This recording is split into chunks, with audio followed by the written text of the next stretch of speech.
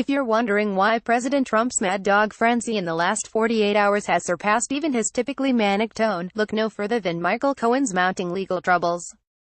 Two new fronts were opened this week, pushing Cohen closer to the edge of a painful, existential choice: cooperation with special counsel Robert Mueller, or an extended, unpleasant stay in federal prison. Trump can sense his friend edging closer to capitulation and his own legal peril mounting as Cohen begins to crack. As usual, he's having a very public, very loud meltdown. First came the news that Gene Friedman, Cohen's associate in his taxi medallion enterprise, has flipped. You'll be shocked, and by shocked, I mean entirely unsurprised, to learn that Soviet émigré Gene Friedman, formerly Yevgeny, is tied to, wait for it, shady Russian and Ukrainian interests. For those of you in more civilized climes, New York's taxi business isn't the most genteel and ethical business niche, it's notoriously mobbed up. Cohen comes from the same Russian wise guy-inflected, criminal enterprise-adjacent circles as Friedman.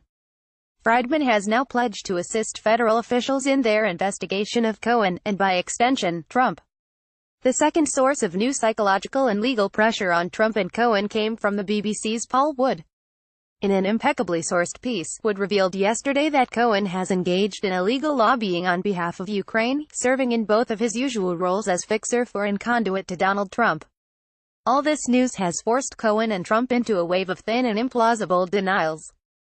Cohen is no doubt having to listen to his attorney melt the phone in a volcanic torrent of rage over how Cohen has failed to meet the requirements of the Foreign Agents Registration Act, FARA. Oh, that Foreign Agents Registration Act.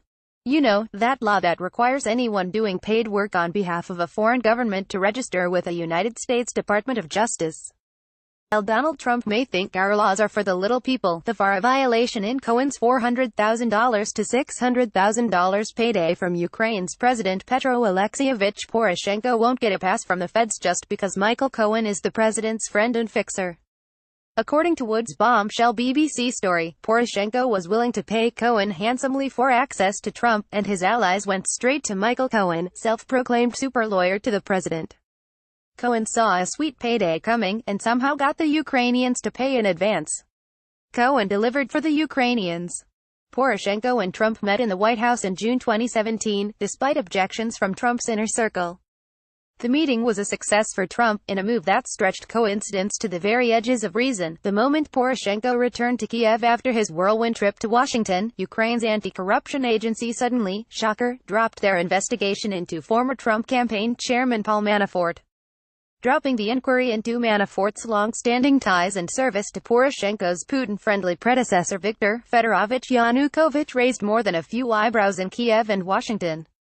It's not as if Poroshenko had previously been unwilling to tear into Yanukovych's financial and political misdeeds, but suddenly the connection between Manafort and Yanukovych was mysteriously no longer of interest.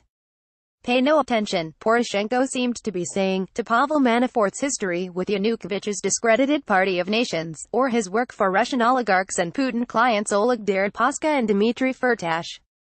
It was clear that Poroshenko, like Yanukovych before him, understood that access and power in Washington comes with a price tag. Poroshenko, doubtless with a nudge from Cohen, understood that any pressure on Manafort was pressure on Trump. Cohen's partner in the Ukraine deal was the notorious Felix Sater, because of course it was. Sater, the bad penny of the Trump-Russia story, is like a spider in the center of a scuzzy web. Sater is a character so lavishly corrupt and colorful that even a Hollywood screenwriter would discard him as too ludicrous. The deal Cohen and Sater constructed for unregistered, illegal lobbying efforts on behalf of the Poroshenko government had unintended consequences. Now that Cohen has been ratted out by Ukrainian government sources, the pressure to flip and cooperate with special counsel Robert Mueller is rising by the minute. Cohen's money trail is nowhere near as sophisticated as Manafort's, and dogged Stormy Daniels' attorney Michael Avenatti rather easily exposed suspicious activity reports from the U.S. Treasury regarding Cohen's payoffs from Ukrainian interests. For Donald Trump, these new pressures on Michael Cohen are obviously a source of raw terror and goes a long way to explain the recent hair-tearing and garment-rending on the president's part. It's not because Cohen was a client of Friedman's in the taxi business, it's because Friedman can verify and validate Cohen's connections to the vast wave of Russian money washing over Trump's business interests. It's not simply that Cohen was cashing in, it's that violating FARA exposes him to more discovery, legal jeopardy, and opens new avenues for the special counsel's investigation. None of this is, as they say, a good look for Trump. Michael Cohen's deep entanglement with Donald Trump as his attorney, sleaze consigliere, and founding fixer was a matter of record even before these new stories appeared. As Mueller and the U.S. Attorney for the Southern District of New York peel back the layers of Cohen's shady business dealings, it shines an unwelcome light on Trump's businesses, taxes, financial dealings, debts, and personal conduct. Before he reached too far, Cohen was a man mostly behind the curtain, a sometimes sinister voice threatening legal misery on behalf of his powerful client. The risks he took to achieve a lucrative, immediate payday in the wake of Donald Trump's election speak not only to Cohen's greed but also to his clear expectation that Donald Trump would look the other way as his longtime associate and toady cashed in. Like any mobster, Cohen wanted his cut. Lobbying is an old game in Washington and around the world. People who know the people in power, who have access and can open doors, build friendships, and move policy mountains, get things done. In the United States and much of the West, it's an organized and systematic process governed by laws, mores, and public scrutiny. Sure, lobbying can sleazy, but it isn't generally as scummy as lobbyists like Cohen and Manafort may lead you to believe. Even the most morally ambiguous players in the Washington game understand that there are limits and boundaries. Most people play by the rules.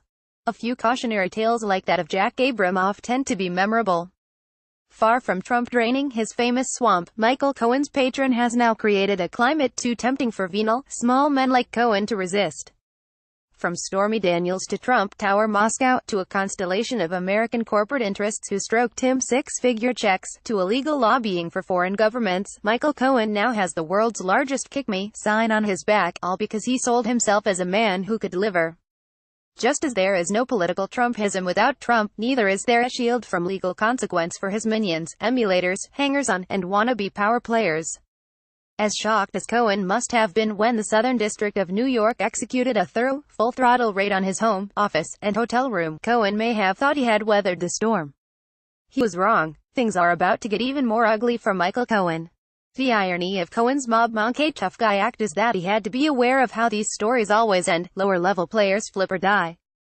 Now, Cohen's freedom is contingent on giving prosecutors a bigger fish to fry. Trump knows it, Cohen knows it, and special counsel Robert Mueller most certainly knows it.